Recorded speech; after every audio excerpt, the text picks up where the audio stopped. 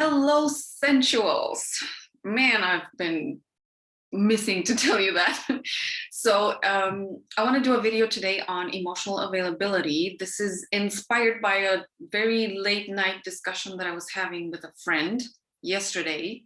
And I told her that she inspired me to do this video because a lot about our intimacy is actually determined by how emotionally available we are and our partners and how we meet in our availability and so on. I'll be looking down because I wrote a lot of ideas. I don't want to go off track. This is extremely important.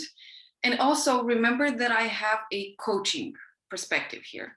So briefly, coaching means that we look at the present and how we build ourselves towards an objective, a desire, a dream, so something in the future. It is proactive, it is constructive, it is, in a way, it is when you are already healed from any stuff that was upsetting you, standing in your way, and you're ready to build the life that you want. Okay, that's how I look at coaching. So whatever I say here, please don't take it as judgment. It's not. I'm not going to pass down any judgment on anyone. If I unintentionally trigger anybody, my apologies. It's really not that. So I want to be constructive here, and I want to bring something that will help you. Okay, so that being said, let me read you what I wrote here as content, like the book contents, and then we'll start discussing each one of them. Also, check out under this video because I'll definitely be putting timestamps. So first of all, I'm going to look at what is emotional availability. This will be just my definition. I'm sure that every psychologist and psychiatrist and therapist out there will have a different definition. So, don't take it as universally valid, my definition of emotional availability. Then I wrote, how do we work with it? And I have here, I'm going to look at intention, capacity, internal cleansing from our stuff and from other people's stuff. Then I'll be looking at the building blocks of emotional availability. Then I look at how do we enter relationships. This is actually the core of it, the essence of it. Don't skip the part where the introductory stuff, because you're not going to make sense of what I'll say there. And then I have a few, closing remarks. Does age have anything to do with it? Does our social environment have to do anything with it? And how much do heartbreaks impact our emotional availability? Right, so we got a lot of stuff to cover here. Let's dig in. First of all, what is emotional availability? The way I see it is the amount of room that we have within ourselves to receive others. And emotional availability isn't just for intimacy, mind you. It'll be for your family, it'll be for friends, it'll be for peers sometimes, or just even for strangers, or people that you don't know, but you meet in a train, in a plane, at a festival, at a movie theater, anywhere you meet somebody.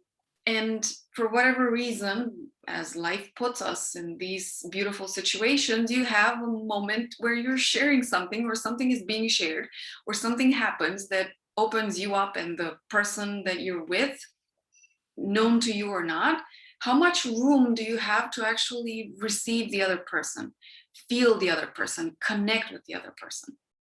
That's your emotional availability.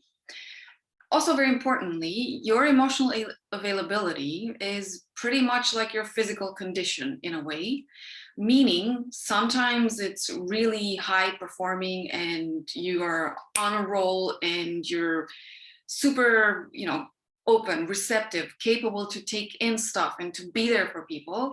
And at other times it needs recovery. Okay, your emotional availability is not constant. Nothing about us is constant. We are cyclical beings. That means sometimes we're in a growth and expansive and expressive cycle, part of the cycle actually, and at other times we need to rest, recover, rejuvenate. It's the same with your emotional availability. It's not a constant, it moves with the stuff that happens or happen in your life. with your age also. We're going to look at that in the end. So it's never continuous, okay? It will go cyclical, and you need to allow yourself to go through the entire cycle, because if you don't, you risk to either drain yourself. Yes, if you're always open, always out there for people, you drain yourself because it consumes a lot of energy. Nervous energy, first of all, and then, vital energy. Sometimes when you're witnessing really heavy emotional stuff, you get drained and exhausted, and you need to go sleep it out, or you take a shower or whatever. Okay, so the nervous energy, extremely, a lot of your nervous system is used for paying attention and holding space for you and then for others and so on. If you protect yourself too much, then you risk to get closed down. And actually your emotional availability, if it's not worked just with any muscle in your body, it will shrink. It will, it loses its tone. So it's not, it's not that you protect yourself and you're always fit. No. You don't use it, then it's gonna go down. It's the same with muscles. It's the same with anything. You don't work, you use it or lose it, basically. It's the same with your emotional availability. So hopefully this makes sense to you. Now let's look at the next topic, meaning how do we work with it? Well, first of all, here's the million-dollar question. Do you want to work with it? Super important. Some people, sometimes they're, from that cycle, they're so much in the draining, hurting, whatever, shutdown part, that they actually don't feel like having too many people. They don't feel like interacting too much with people. They don't feel like carrying too much stuff. Sometimes your emotional availability, because it's essentially it's nervous energy and nervous availability. Yeah, I'm going to start talking about the nervous system a lot on this channel, because this is what it goes down to. Our patience, our compassion, everything that we do, it goes down to our nervous system. That's our nervous system is basically in our brain and the backbone, the marrow. Super important. Okay, and that's what we're essentially, that is the root of our availability, our nervous system. And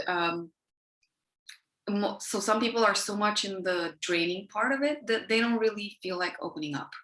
And part of our draining, because this is nervous energy essentially, is, what do you think it's caused by? Overexposure to all sorts of, multiple dispersion of our attention, staying too much on social media and all these things that jump to us, all these colorful things, these also drain our nervous system. Big, huge time. Think about it. Think about it. What recharges, the best thing that I know, nature, outside. I mean, until we turn into cyborgs and androids and whatever else, we're still human beings, and we're still wired to recharge from the biggest energy source out there, our planet, and then also the sun. That's how it goes. I don't know of any other, a different Wi-Fi, no Wi-Fi, but a different connection out there in the forest, or at the seaside, or on mountain cliffs, or just sun gazing, if you can do that.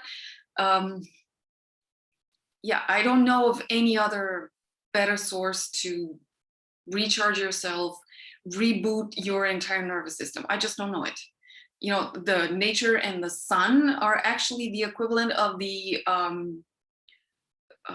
electricity socket for our laptop, basically. So, but the question, I'm going back to the question, do you want to work with it?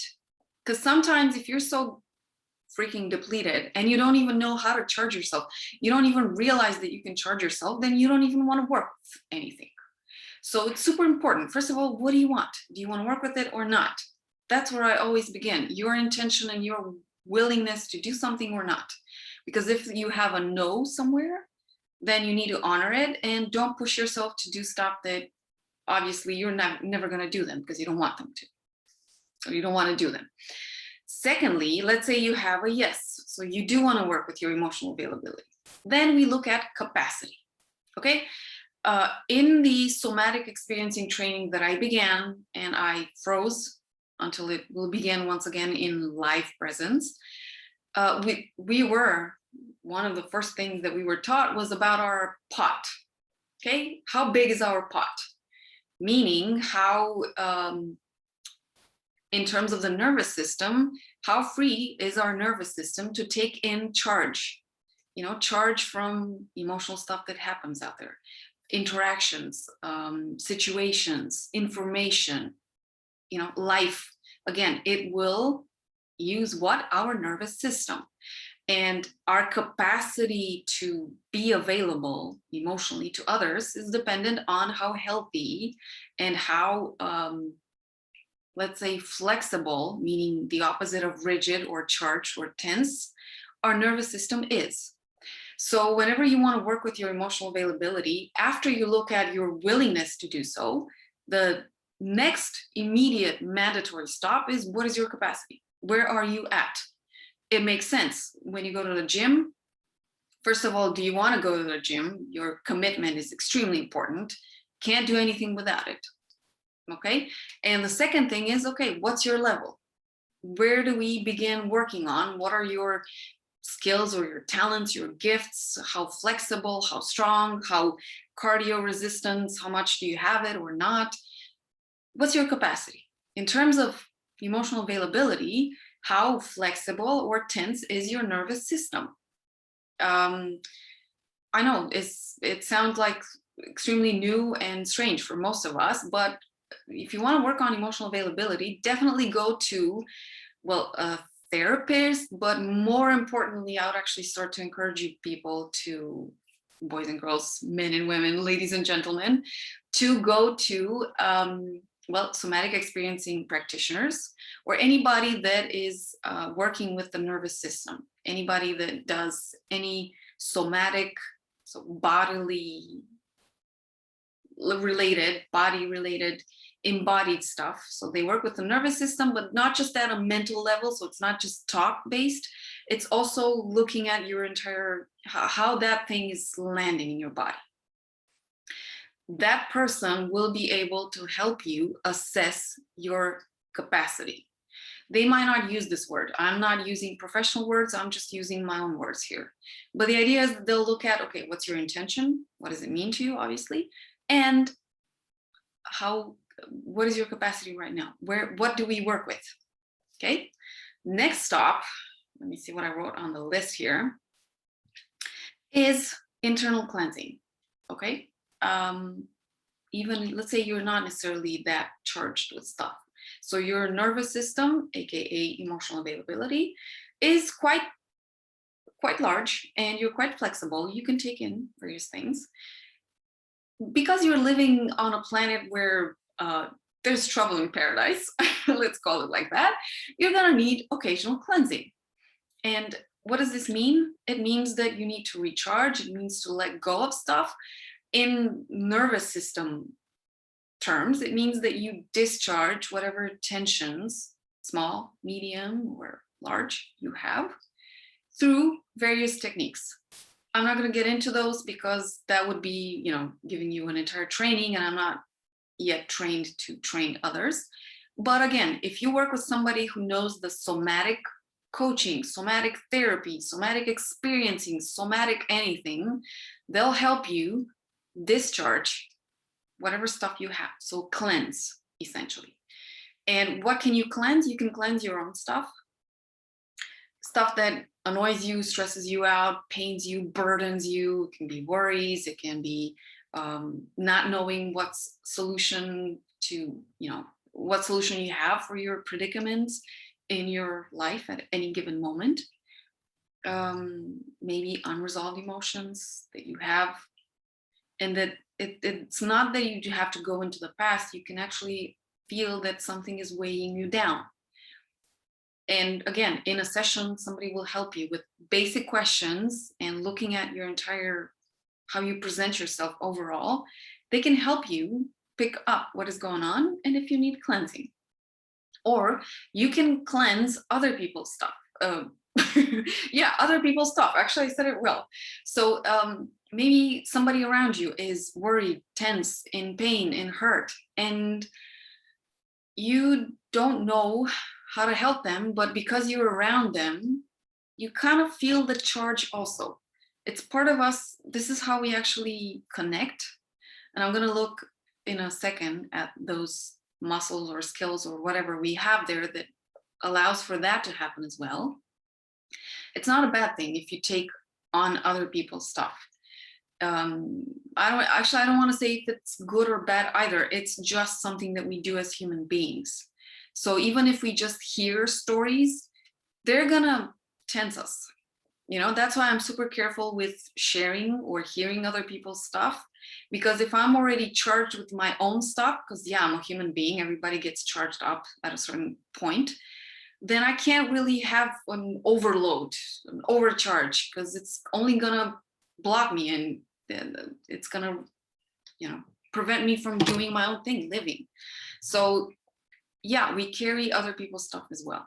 And when you go to a session with somebody, because definitely if you could do this on your own, trust me, you would. But it does take a certain amount of energy to actually do it on your own, because you actually have to hold space for yourself. And unless you're Superman or Wonder Woman or a she-wolf, then you're not going to do that all the time. So in a session with somebody, yeah, whatever stuff is weighing you down or just putting load on your shoulders, it can be gently discharged and let go of. And the cleansing or discharging of things, I definitely want to leave you with a food for thought here. The organic way to do this is gradual. In somatic experiencing terms, it's called titration. So you do it not all in one go, because you actually have to lose so much, or actually you have to use so much energy to discharge a lot of stuff, that there's a trigger or there's a potential for you to get re-triggered, so recharged. It's counterintuitive, but actually when you don't go all in one go, so you don't jump for, okay, we release it now, all everything, which everybody wants to do, that's you need to allow yourself the time to cleanse your stuff gradually. Super important, because otherwise you're just gonna weigh your nervous system out. It happens. So every stuff, you know, every session or therapy where people tell you that I don't like to work with ears and all that, we just have a super powerful session and you've discharged all, I would be extremely cautious of those things. Wondrous methods that just take away all your pain and you don't have to do much and then you're all good to go. Right. You might want to reconsider. You might want to take it slowly. That's what I say anyway. And it's also healthy. It would be the equivalent of you going to the gym and expecting to, how do I say this? Expecting to lift 50 pounds from the first session. No, it's not going to happen. That's the equivalent of you wanting to discharge it all, go so super high performing approach. It's the same with you wanting to do it all in the first visit to the gym. I wouldn't, or first visit after a long break. You can take it as it applies. So take it slowly, take it gradually. Look at stuff in nature. Everything that is built for the better is built gradually.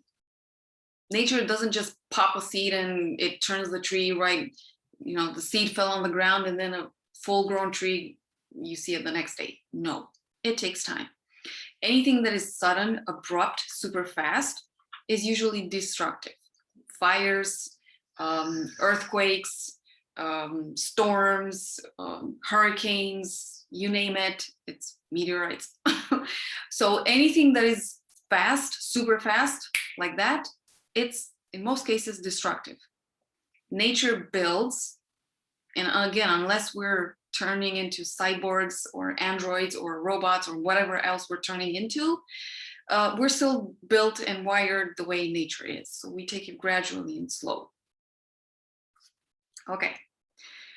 So the next thing that I have on my list is the building blocks of emotional availability. Now, what I wrote here is attention first. Next, I put sympathy, empathy, and compassion all in the same place. We're going to look at each one of them. And the last one that I put here is compersion, which is the opposite of jealousy and envy. Okay, let's look at attention first and foremost. So in order for you to be emotionally available to somebody, you gotta actually be able to hold space for somebody. So you need to have your attention span, your capacity to focus on a topic, on a person, on an interaction, a situation, needs to be longer than 30 seconds. Okay, this is a pun about the TikTok generation with super short videos and Reels generation and so on. I know we're bombarded, and that's not a good thing, by the way, for your nervous system. Overexposure to super fast, glowy, colorful things. No, that's not building your emotional availability.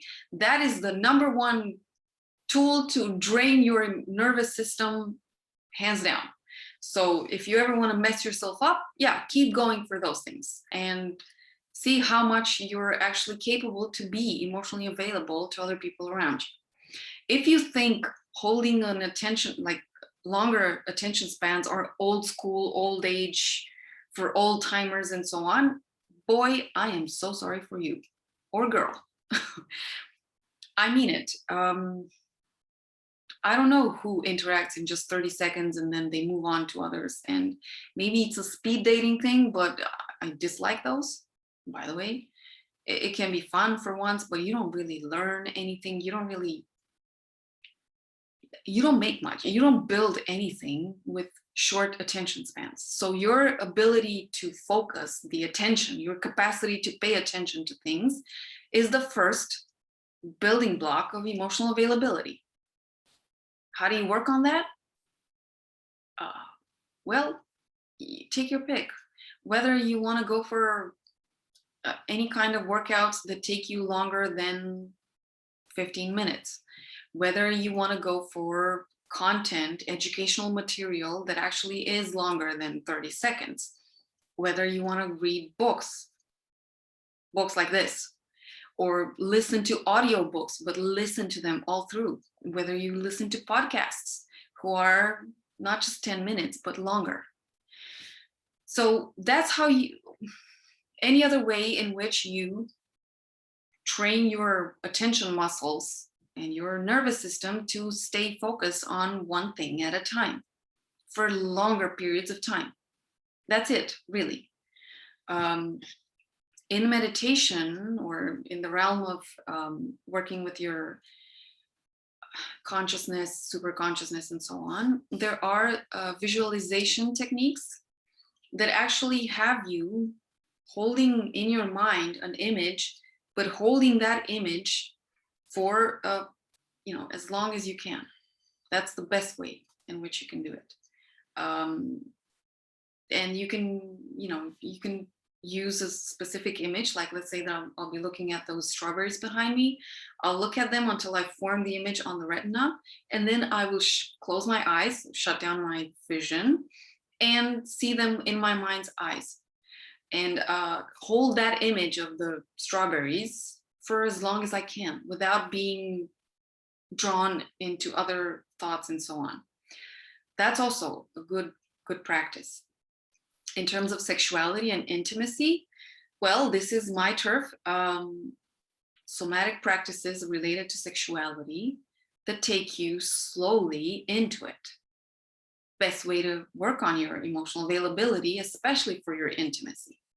Okay, if you ever want to take your lovemaking to the state of art, I do believe in that, then holding sexual practices on your own for longer is one way to build your attention and your ability to focus on one thing. Yeah, We are going to speak of sexual and erotic attention also, and sexual and erotic availability, essentially. Okay, the second thing that I had as a building block was sympathy, empathy, and compassion. What do they mean, first of all? Sympathy is your ability to understand when somebody else goes through various emotional states. So maybe you're not feeling what they're feeling, whether it's joy, bliss, sadness, sorrow, pain, hurt, distress, whatever they're feeling, you don't necessarily feel that, but you can understand. Okay? You can understand, you can relate from that place. That's sympathy. Empathy is your ability to viscerally feel what the other person is feeling for, you know, all the spectrum of emotions. You can just do that. And compassion is actually, it takes all of these one step further, because it's not only your capacity to understand and also feel, so really feel what that person's going through, but you're also mobilizing yourself to hold space for that person, help them in case they need help. That's what compassion does. So it takes everything and it puts it also into helpful action. Why are these building blocks of emotional availability? If you're just somebody who's has their walls up and defending themselves, maybe because they're in their, you know, speaking of the cycle in the beginning, where they're exhausted and their nervous system is just drained and there's no room for anything.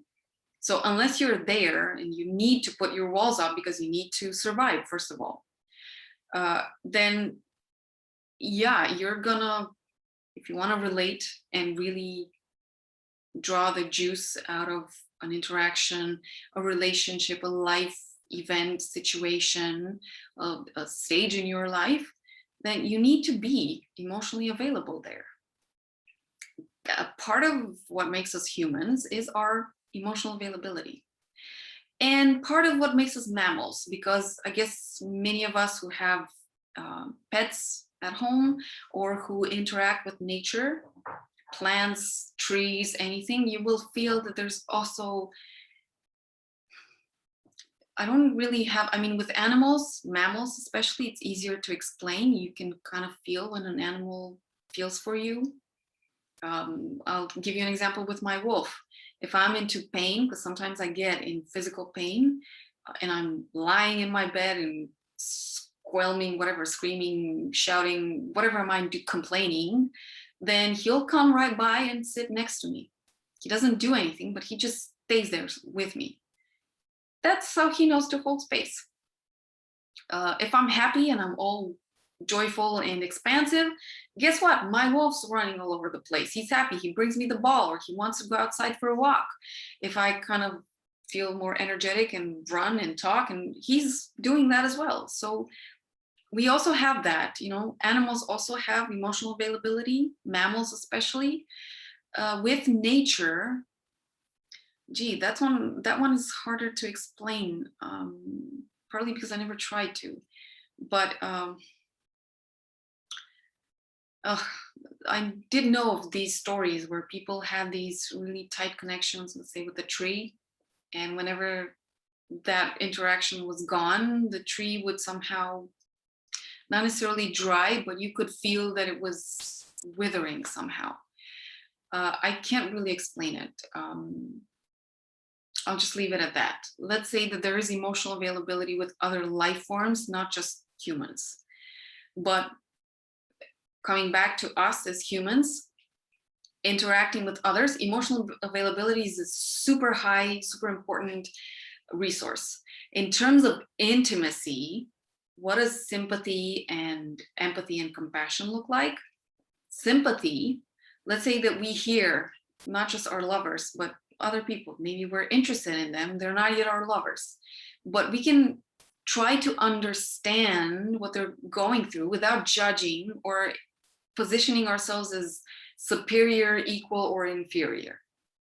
Okay, there's no judgment in that sense. There's just us sympathizing with whatever they had, good, bad, pleasant, beautiful, neutral, extraordinary, out of this world, and so on. Empathy, it's even better. That means there's a higher potential for a connection there. It means that we viscerally feel what they feel. What does it look like? Well, the best way to describe it, or the best situation to see it, they're turned on by something and you're turned on by their turn on. And a lot of people in intimacy, actually, they might not like something, but they do it because they know that the other person that they're doing it with is going to be turned on, and they feed themselves from the other's turn on. That's empathy. Translated into your erotic intimacy. And compassion, well, I actually never had to use it in intimacy. So how I understand it mentally for now is whenever your partner is going through pain, so they're disconnected from their erotic side for whatever reason, you understand what they're going through and you help them, but you do this in a way that you keep your attraction for them. Why I say this one I do know from my actual embodied experience. Suffering is not attractive. Okay, I was in a lot of suffering for many years, and I know how unattractive I was to other people. I'll put it like that, you know. I don't need to go into details, but suffering is not attractive. So whenever you can find it somehow into you to feel whatever that person, your lover or beloved or person of interest, is going through, but you somehow also feel that they're more than just their suffering. They still have their erotic potential there. They've got it, you know, they don't lose it just because they're in suffering. They tune out of it because there's so much pain, but they don't lose it completely. And you are able to feel that. This is how I translate it so far. Maybe one day I will be able to actually put my compassion muscles into action in intimacy. So far, life never took me there. Okay, and the last thing that I put on my list as emotional building blocks is compersion. I'm working on this one also, but compersion, as I've read it when I was reading about non-monogamous relationships, and the first time I ever read something like that was 2015. That's when I heard about compersion, meaning the opposite of jealousy and envy. This is in non-monogamous relationships because people are interacting consciously, ethically, they own all of that with multiple partners. And whenever one of their partners is connecting with somebody new, so they're feeling new stuff for somebody new, you as the polyamorous person in that relationship, you don't feel jealous or threatened or envious of the new person, but you actually feel compersion, so you're happy and joyful for your partner because they feel something new and beautiful in their life. That one is a huge, huge skill. Okay, and it's really challenging for most humans out there because we weren't trained, quote unquote trained, so we weren't socialized, we weren't brought up to, we were brought up with the very the ownership of people, just like the ownership of land and so on. It's not random what I'm saying here. Okay, I'm also an environmental activist, so I have some views on that one. I'm not going to spread them here, but we are raised with the feeling of ownership. And that's what actually makes us feel threatened when somebody new comes to maybe take what's ours, or what we perceive as ours.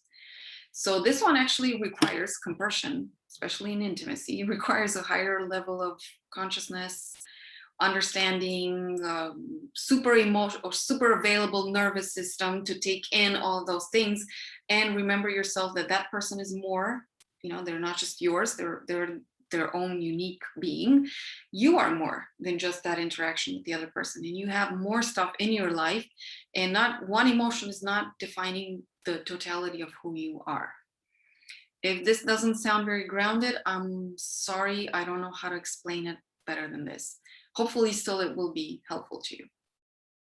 All right, next, how do we enter relationships? Okay, so now we're getting to the core of it. So first of all, here are the ideas. I wrote here for 7 ideas. So the first thing that I wrote here is asking ourselves if we are ready to enter a relationship. And I said that this is the rarest trait. That's number 1. Number 2, do we enter with unresolved issues? Number 3, do we enter after we've resolved our issues?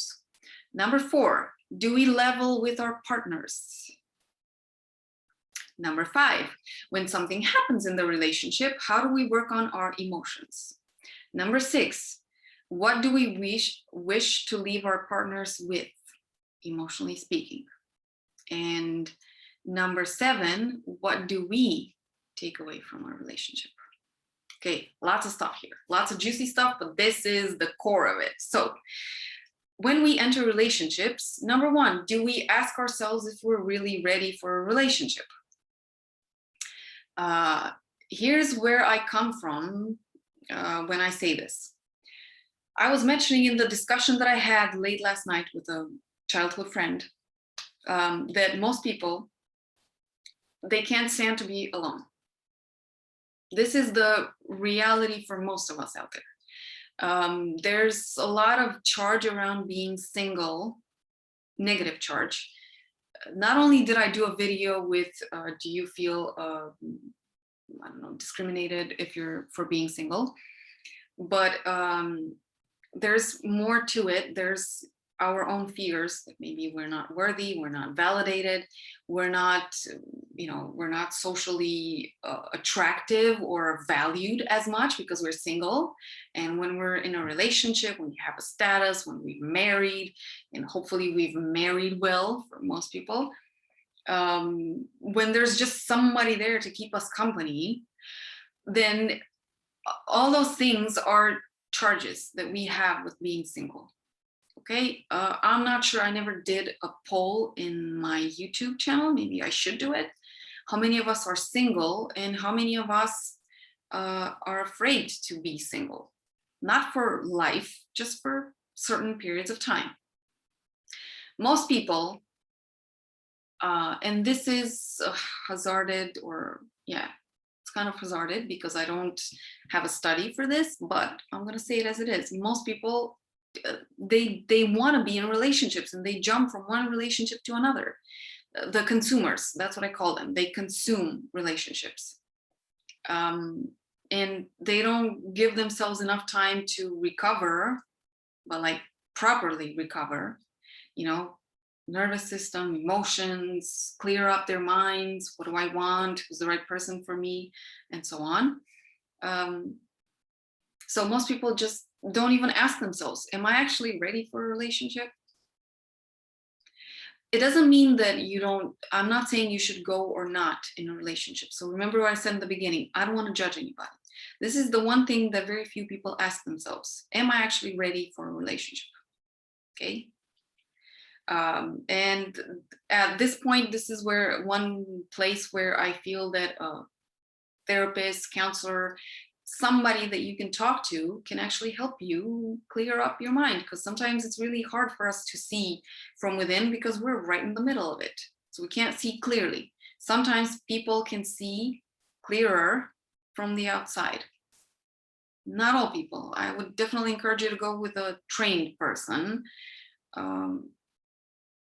Not everybody on the planet, maybe they're a very good friend, but maybe they can't help you assess if you're open or not. I'm just saying, it's an idea. Okay, the next question is, do we go or do we enter relationships with unresolved issues? Okay, what does it mean? Maybe we broke up with somebody recently and we find somebody new and we just jump and fast into a new relationship. That can be for many reasons. Maybe we didn't really care about the other person and we just found somebody that is amazing, and actually maybe we do care about this person, and that's usually shocking for the others. Or maybe we were broken up with and we just can't stand it and we find somebody super fast, but we haven't really solved the emotional charge that we had for the other person. So there's kind of a big lump in our entire pot is taken still by the former person. Maybe it's stuff from the past that actually, like I said, emotional availability translates into your nervous system. How flexible is it? How free is it? If you have stuff that lingers from way back, then it's still gonna shut you down. And you're still not emotionally available, even though you don't really have somebody that you care for right now, different from who you're dating. So it does make sense to actually start working on discharging some of that tension. Free up some of your space, you know? Let me just say it like this. When you have guests over, you kind of want your house to be not necessarily exploded with all sorts of things. I mean, those people, you got to be able to walk them from the door through the hallway to the living room or to the kitchen. And ideally, stuff isn't falling over the place. You know, it's kind of not a good visit. I hope this is a good association or metaphor. That's what I'm saying. You know, just basically you're going to somebody and you're taking that falling stuff, you let it fall, and you let it fall in therapy. And then when people come over to your place, your house is super welcoming. Basically, that's what it means. And it might take a few months to do that. Awesome. It can be done. Okay. Most of us have stuff that are workable. We just need to get our butts to the sessions and do the work and clear up our space, essentially. The next question was, do we enter relationships after we've solved our issues? I was mentioning to my childhood friend that actually very few people do that because it's damned hard to be single. It is. I would know very well this in person. It's really difficult to stay single because we are built to actually, you know, function with others. And when our sexual impulse strikes, because it does, it's super hard to be on your own. Luckily, there's also practice that you can do, and you can balance your sexual energy. Other people go for dates, you know, just hookups randomly because they need to express that sexual impulse. And there's no judgment for me there. The idea is when you enter a relationship, the idea was if you're staying single until you've solved your issues. There aren't many people who can do that. I'm not saying this is good or bad. I'm saying this is less frequent. Usually people stay single because something, you know, like a pandemic prevents them from interacting or finding somebody new. But, or, you know, they don't consciously wait and consciously work on their stuff. They'd rather consume things. They'd rather watch porn or, I don't know, buy stuff or just, you know, consume things, but not necessarily discharge, you know, and free up their pot or their house. That's how it is. I'm not here to pass judgment. If you ever want to do that, definitely encourage you to do so. It's not easy, but you can go through with it. And it doesn't mean that it will take you your entire lifetime. So I'm not advocating for anybody to be single their entire lifetimes, unless they are the super, super rare people who are naturally celibate. You know, like the people who are truly made to be or built to be monks or nuns and don't really have a problem by not having a life partner. There are some people out there like that, but they're not really, really exceptional people. Okay, and that's a natural gift. I don't feel somebody should push themselves to become that way. Okay, next question. When we enter relationships, do we level with our partners? Okay, so do we level with them about what? About where we feel we are, or about the stuff that actually happens with us while when we're in a relationship. Part of emotional availability is also to let the other person know, hey, now I have a bigger room for stuff. Now, for whatever reason, maybe something happened in my life and I'm kind of messed up. I don't really have room for anything because it's all clogged up with my pain, stress, worry, whatever. There's no judgment around that. Actually, I feel that is part of your attraction is saying when I kind of need to take a break from workout, quote unquote, and go recover. And there are times when, okay, good to go. Let's play a match. Let's play an entire tournament. Think about this in a sexual way. You know, what is a sexual tournament for you in your relationship? If you've never thought about that, boy, I encourage you to take my practices and then, you know, set up your own tournament where you try all those things with your partner. You know, yeah, sexual tournaments. But you got to be emotionally available for those. Okay, the next thing, when something happens, how do we work on your emotions? Or AKA, how do you work on your nervous system? It's not easy, okay? When something happens that's messing you up, working with your issues is, sometimes you can do it alone. You can do it maybe through working out. You can do it through taking walks out in nature. You can engage in your hobbies. And at other times, you actually might want to go for help. And hopefully you will have some resources for that, because let me tell you, when you work in a session with somebody who's supercharged, yeah, it kind of takes the facilitator needs to be emotionally available for that. And once they've been through a session with somebody who had a lot of stuff working on, they also need to go cleanse themselves. So the reason that sessions, especially for therapy and all sorts of things, are expensive is because they take up a lot they consume the nervous system of the facilitator as well. This needs to be put out there. By the way, I live in a country that is super religious, and a lot of people go to the priest for confession. Still, it still happens. I'm not one of those people. I wasn't really raised religiously, but there are many families that are super traditional, and a lot of people go to priest for confession.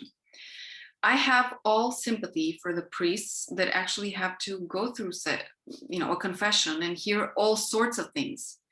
Those people's nervous systems are extremely solicited. That's a very direct translation. So they're kind of they're used a lot.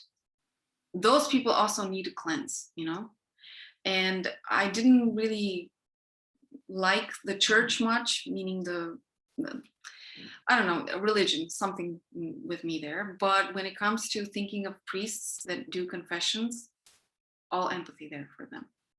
That's not easy stuff, okay? And that's what also happens with therapists, but that's also needed, okay? So that's why a session with somebody may be expensive, but sometimes you can't do it on your own. So definitely ask for help. That's what I would encourage you to.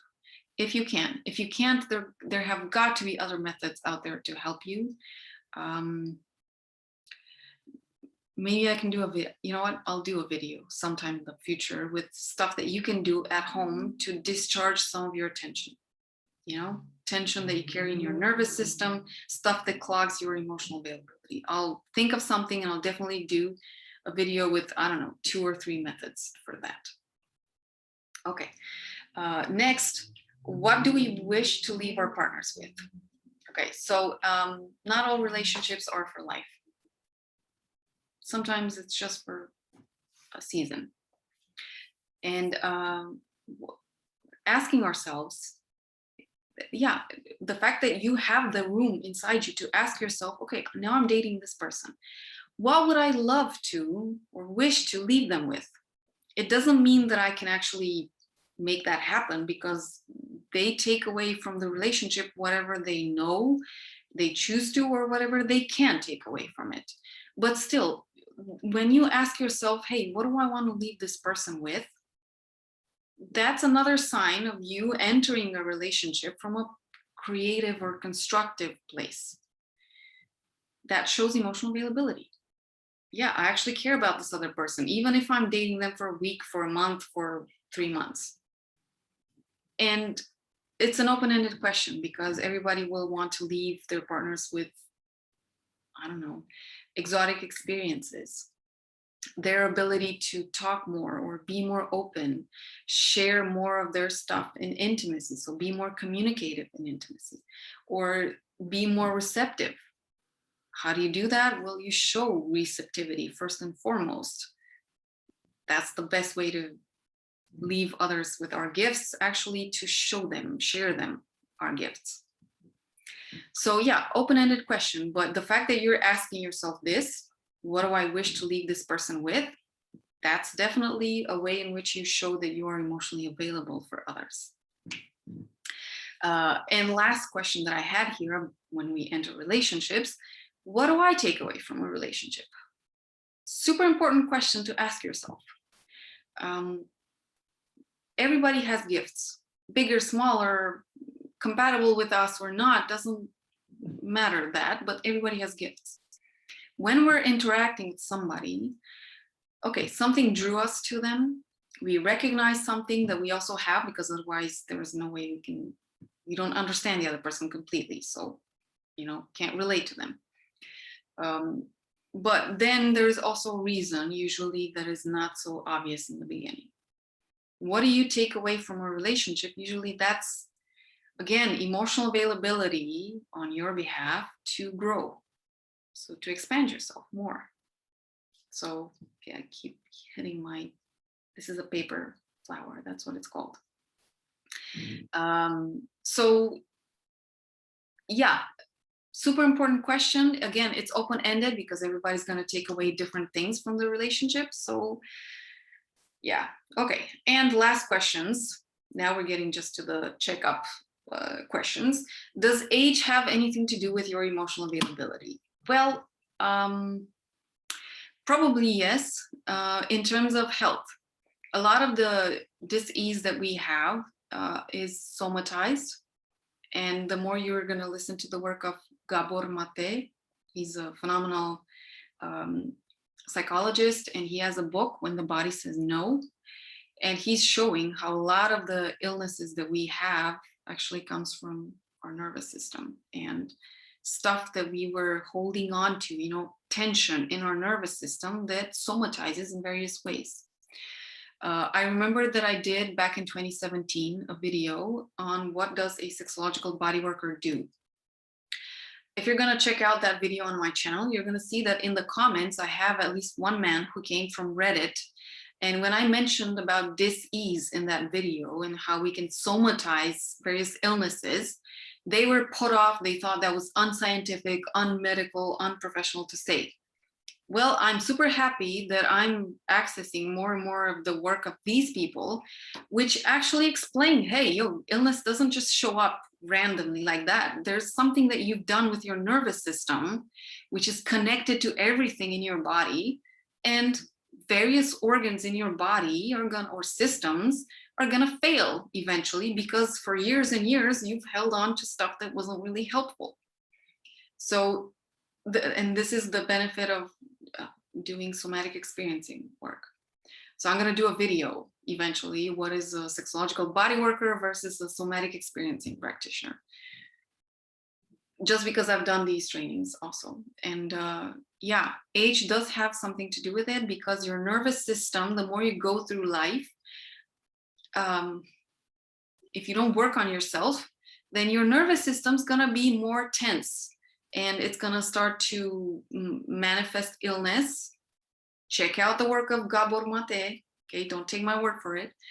And yeah, your emotional availability is going to go down, because when you're ill, like when you've somatized illness, that drains you even more. That depletes your body of more resources. Vitality is one thing.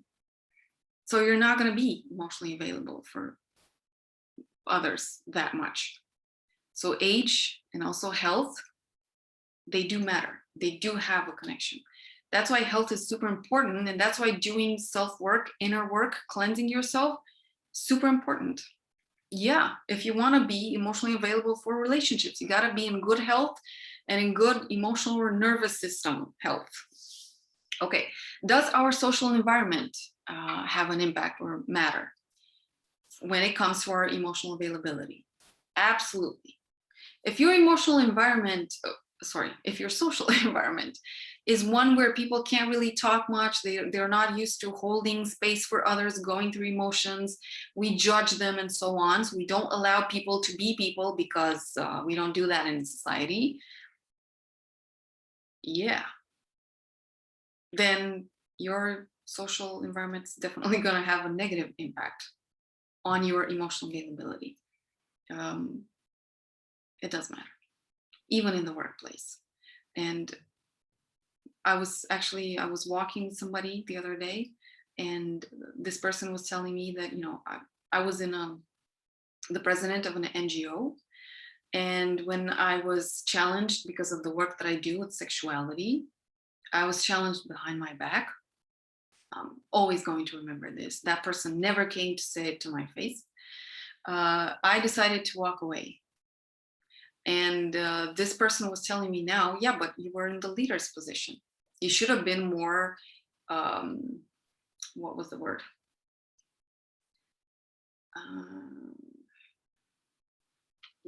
Not distant, I detached. Should have been more detached and, you know, cold reasoning and saying, I'm the leader here. If anybody has a problem, you can, you know, they can just leave, and not be emotional about it. Whereas I actually took that thing that was said behind my back in, that was social environment. And I walked away from my own place. And I was being told that that was a mistake, basically, not, okay, mistake towards myself. Definitely, I'll work on that. But mistake because I wasn't detached. And I told him, yeah, but I don't believe in that. Leaders are also human beings. And the more we live in a traumatized society, and I encourage you to listen to Dr. Gabor Mate, I love this man, who's speaking about the leaders of our society who are sending others to war to kill others. That's a traumatized person, you know, to sign off on an entire army to attack other countries, villages, plunder the earth and kill people and so on. That's a traumatized person that does that. And we've been like this for ages. That doesn't mean that because we've been like this for ages, it's healthy to be this way. And hopefully, because we're so many now, we actually learn to be better and step out of that traumatized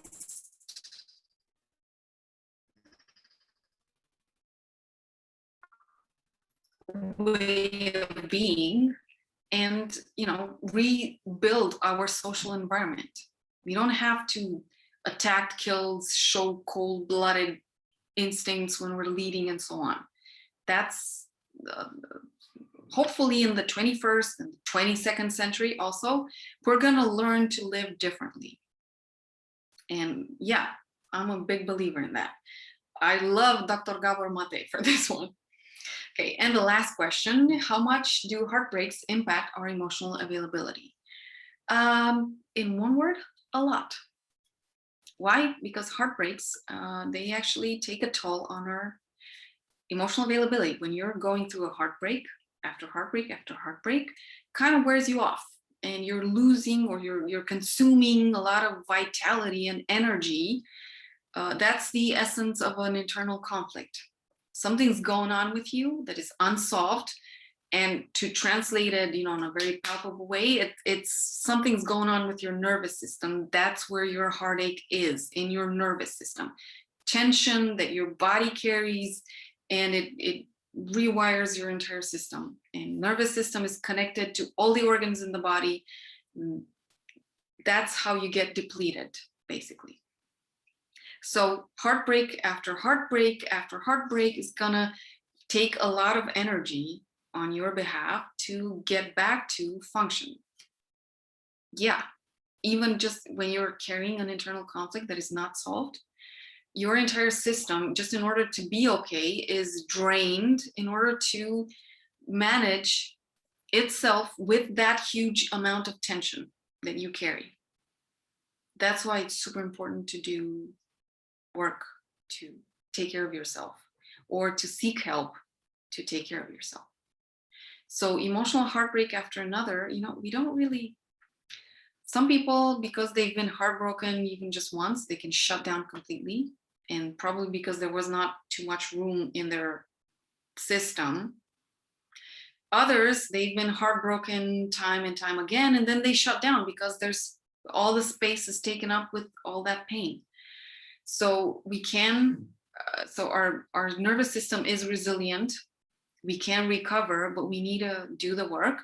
And obviously we need to pay attention who we give our, who we lend our nervous system to, okay? I know we say we give our hearts to, we give our nervous system to them. That's where that is the seat of our higher consciousness. Brain, marrow, or nervous system, spine, that's it. Seriously, that is it. That's where your emotion comes from, your capacity to understand things, that's where it comes from. So yeah, heartbreaks do affect your emotional availability. Taking care of yourself, recharging, recovering, plugging into that sun and nature, definitely important. Asking for help, definitely important. And really paying attention who you connect with. You know, that's why I encourage people to have the builder's attitude in relationships. A builder's attitude definitely shows emotional availability. Hey, I'm here to build. I know sometimes it's gonna rain, sometimes there's gonna be a snowstorm, sometimes it'll be scorching hot and nothing will happen, nothing will grow because it's so, but I'm here to build. So yeah, okay, super long video. Thank God for the timestamps. I hope this helped. And definitely, yes, I will do that video about methods to work on yourself whenever you're going through something. But remember that, you know, you're still, it's more complex than just applying a simple method. Those are, taking them as emergency stuff or stuff that you can do on your own every now and then to maintain your health. The essence of coaching, by the way.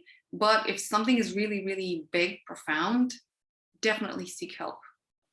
It's possible to work out on your issues and open up again, so have emotional availability. And it is beautiful to live from that place. Okay, so I hope this helps. And I'll see you with other videos. Ciao.